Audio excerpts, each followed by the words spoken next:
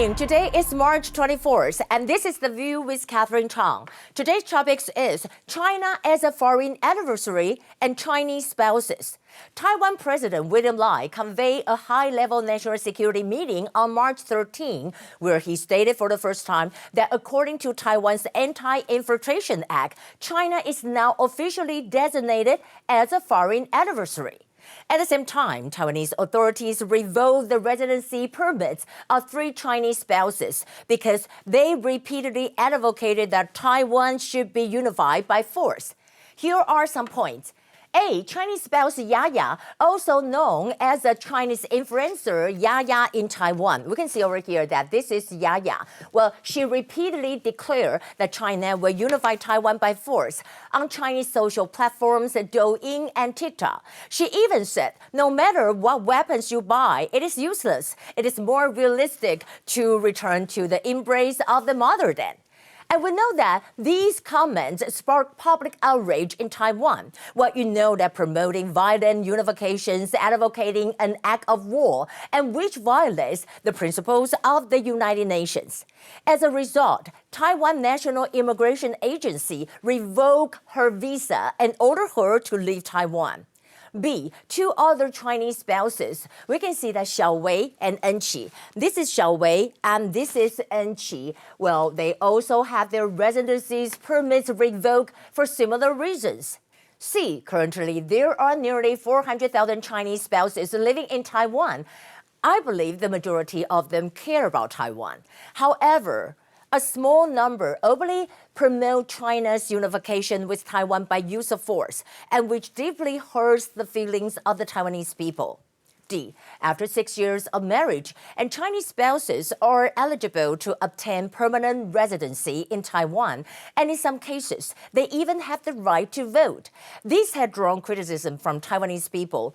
There are widespread concerns that allowing Chinese national spouses to sponsor their parents and children to live in Taiwan could lead to demographic engineering, which would potentially undermine Taiwan's social and political structure. I must say, it is extremely rare for Taiwanese government to expel Chinese spouses married to Taiwanese citizens. In fact, it is rare and not easy. These 3 Chinese spouses have children in Taiwan, and they use their children as a pretext to criticize Taiwan's immigration agency for tearing families apart. However, I agree with the decision to revoke their visas. They repeatedly promoted violent unification on one hand and crying over being forced to leave Taiwan on the other. They never thought about their children before their visa were revoked. They are, in my view, deeply irresponsible mothers. As President William Lai stated, China is attempting to annex Taiwan, and Taiwan must take countermeasures to defend its democracy and freedom. Here are the top stories. First, I want to talk about President Lai met with Arizona Governor Katie Hobbs. President Lai met with the delegation led by Arizona Governor Katie Hobbs at the presidential office on March 18th. And President Lai said Arizona will become a shining example for Taiwan US high-tech collaborations and the creation of non-res supply chains. And the next goal for Taiwan and the United States is to sign an agreement for the avoidance of double taxation. On the other hand, at the White House press conference after the meeting with the Pentagon, President Trump said that the U.S. don't want to have a potential war with China. But if that happens, they are very well equipped to handle it. Moreover, Vice President Xiaoping Kim and Professor Andrew Nathan at Columbia Taiwan Forum. Columbia University is planning to establish a Taiwan Center under the Weatherhead Asia Institute. And Vice President Xiao said that she will be glad to see it happen. She also said that Taiwan has already become an important strategic position in the world. Regarding the cross-strait situation, Vice President Xiao pointed out that it is important for Taiwan to keep its flexibility. So President Lai established the Whole of Society Defense Resilient Committee in order to strengthen Taiwan's energy security and cyber security. In addition, AIT Director Raymond Green reaffirmed the U.S. will not abandon Taiwan. AIT Director Raymond Green attended a seminar in Taipei on March 23rd.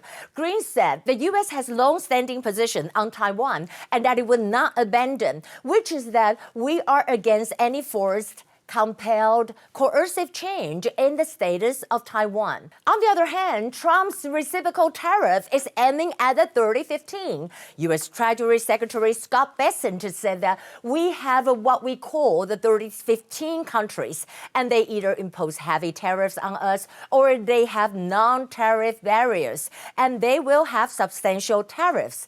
And Bessent didn't elaborate on those countries. However, according to U.S. import and export data on goods reported by German Marshall Fund in 2024, Taiwan was ranked 7th. But this year, Taiwan did import natural gas from Alaska, and not to mention TSMC just invested total of like 165 billion US dollars in the US. For this possible tariff challenge, we know that the Minister of Economic Affairs, Guo Zhihui, say that they have made assumptions for different scenarios and propose corresponding methods.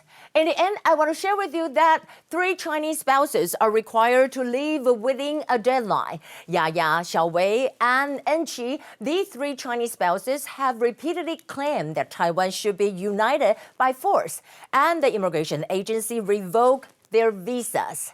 And that will be the view for today. And I'm Catherine from Taipei. Today is Monday. I hope you all have a nice Monday. And I'll see you again.